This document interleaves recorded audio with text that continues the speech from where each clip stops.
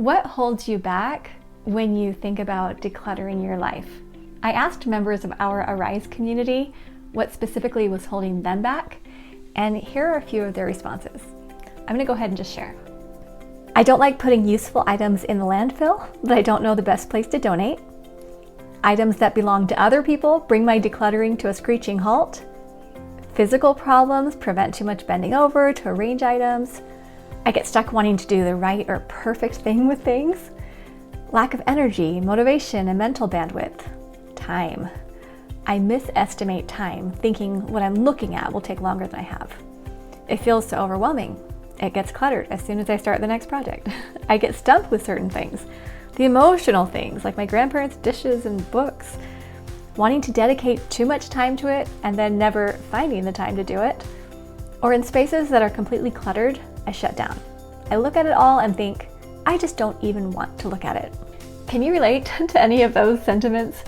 Today we're just going to share 8 simple principles that can guide us as we're decluttering. And these aren't the only 8 principles, but they're 8 that I think highlight ways that we can actually move forward when we feel stuck. Principle number 1, focus on your own space and your own things first. I know it's tempting to want to declutter everything that your family members have brought in the house, but that's a sure way to seed discontent and mistrust and really make your family feel incredibly frustrated with you. I've been there. What we do is, in our family, each person has their own space for sleeping, getting ready, things like that. There are some shared spaces in the house that we just keep generally clear, but when I'm decluttering, I'm thinking, my space, my stuff. Principle 2 is that we're going to commit to 2 things. Number 1, we're going to be very, very careful about every decision we make bringing things into our lives in the future. So if we notice we're always decluttering a bunch of really cheap, knick-knacky things, we're going to commit to not bringing those into our lives in the future. Commitment number 2 is that we're going to recycle, donate, and dispose of things as wisely as possible. But here's what I don't want us to do. I don't want us to keep things in our lives because we are protecting a landfill, and so we therefore turn our homes into a quasi-landfill. That's really not helpful, because at the end of our lives, it's all going to go into the landfill anyway, and having trash or items and just holding them all around you, it's preventing you from doing the good in the world and being able to have that freedom and flexibility to go bless the world in the ways you're uniquely created to do it.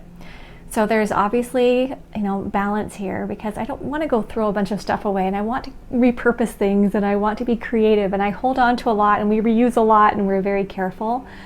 But please recognize that your home is for living, and things that are dead, that they need to be removed. And just a quick example of using things creatively, I want to come down to my bathroom to show you. So this was our last child's kindergarten lunchbox, and once he got to 1st grade, it wasn't cool to have a lunchbox anymore, and so I was devastated. I did not want to get rid of this. I wanted to keep it. It was like holding on to his childhood and my children and all that. So what I did is I now use it to store all the things that I need when I travel, like toiletries and stuff like that. So I just keep them in here, and then whenever I travel, I just open this up and I think about how fun it was to have my little kids, and it's been great. So sometimes, yes, if you're not using something, you can repurpose, and I think that's great. The point is that every time you use it, you want it to be something that brings you joy. Principle number 3 is progress, not perfection, and see your decluttering as projects with next actions. The whole goal is to be able to make these incremental steps forward, because as we do that, we'll get to a point where everything's decluttered and then we can just be in maintenance mode.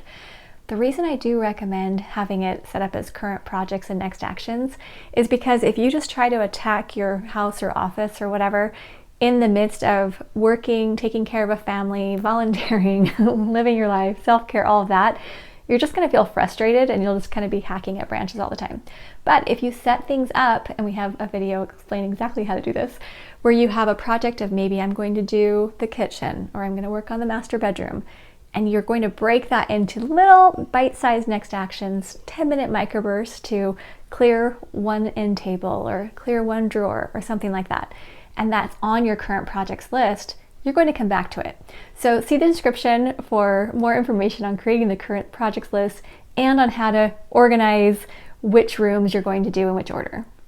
Principle number 4 was inspired by Dana White's book, Decluttering at the Speed of Life.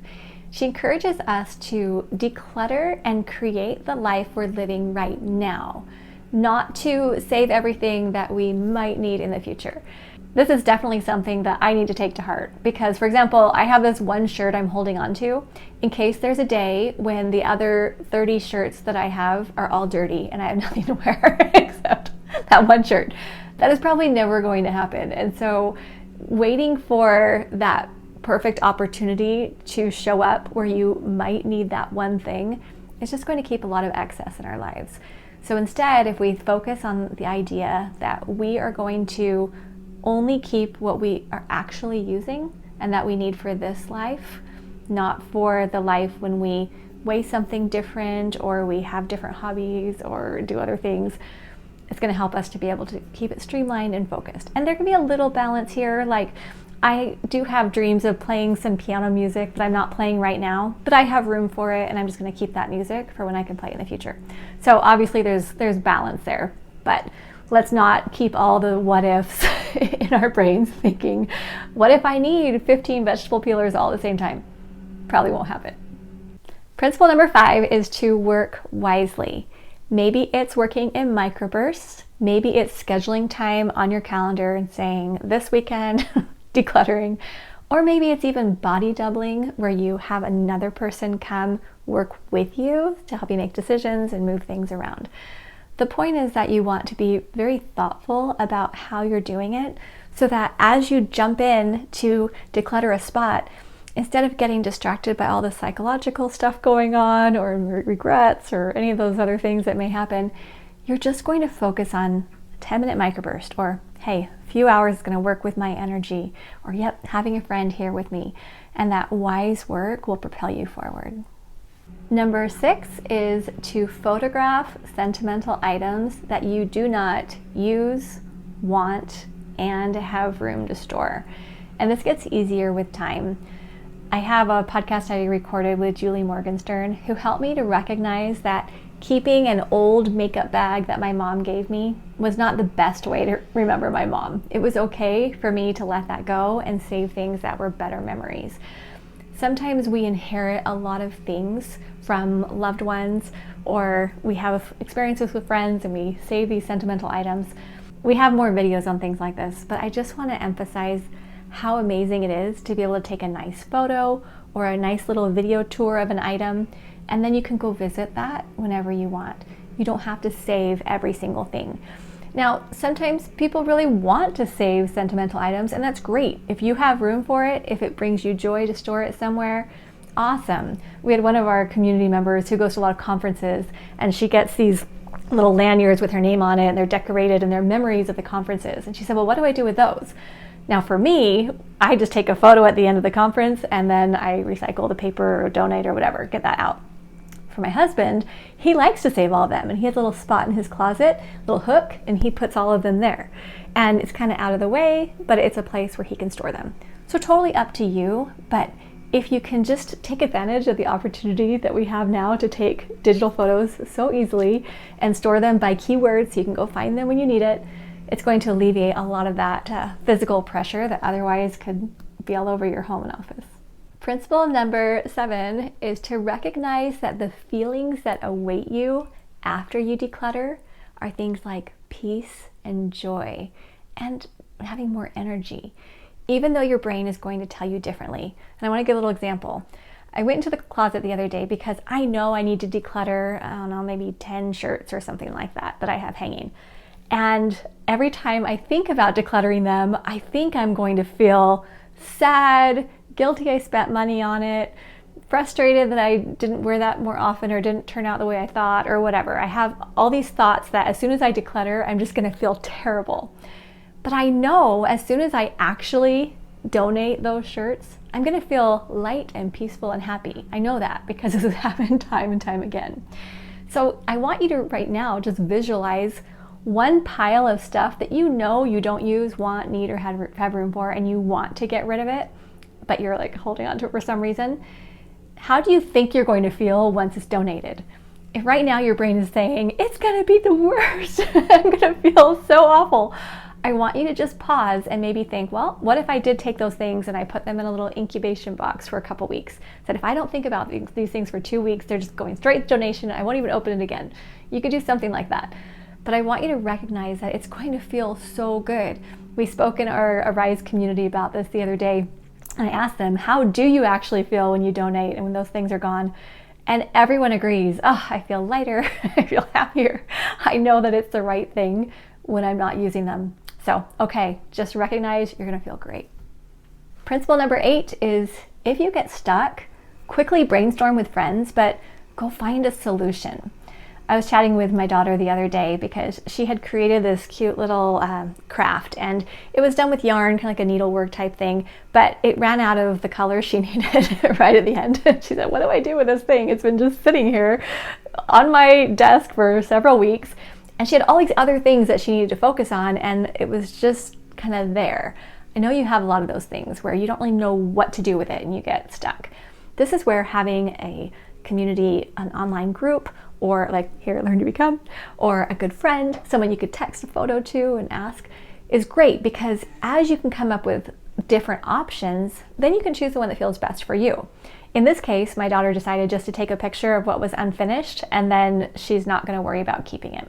Now, maybe you might want to say, oh, I would go get a different color yarn, or I would borrow this from a friend, or I would do this, and great, you might have a solution that works better. The point is, we don't want to keep things in limbo.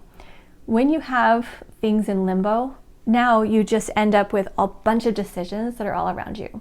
And one of the main things that I've found that's helped me to finally have a calm mind is I don't let potential decisions just sit. I at least decide either I'm not going to think about this right now, I'll decide on this in a few months, and I put it somewhere else and I know it's going to come back to me because I have a little calendar reminder or something like that. Or I just usually just make a quick decision and then move forward. It gets easier as we go, but typically the reason why we want to hold on to all of these things, or the reason why we have clutter, is because we are compassionate, we care about a lot of things, and there's meaning in our lives and to our possessions. And that's a beautiful thing. But when it starts to overwhelm us and stops us from having that energy that we need in order to be with our people and do our best work and to thrive individually, then it's time to let the clutter go. Whenever I talk about decluttering, I really want to emphasize the why. I want you to wake up excited and go to bed content. I want you to step into this newer life, this exciting life that you've been dreaming about, knowing that clutter doesn't need to hold you back. And here at LearnDoBecome, we have worked with tens and hundreds of thousands of people over the past decade, helping them go from piles to having clear space. And it's all done according to what they want and what you want. No one's forcing you to get rid of anything. You can keep the things that are important to you. But when you can give space for the things that are important, you're gonna feel that lift. If you wanna learn more, we have a link in the description to our free training, How to Finally Stop Drowning in Piles. It'll change your life. So glad you're here. We'll see you soon at LearnDoBecome.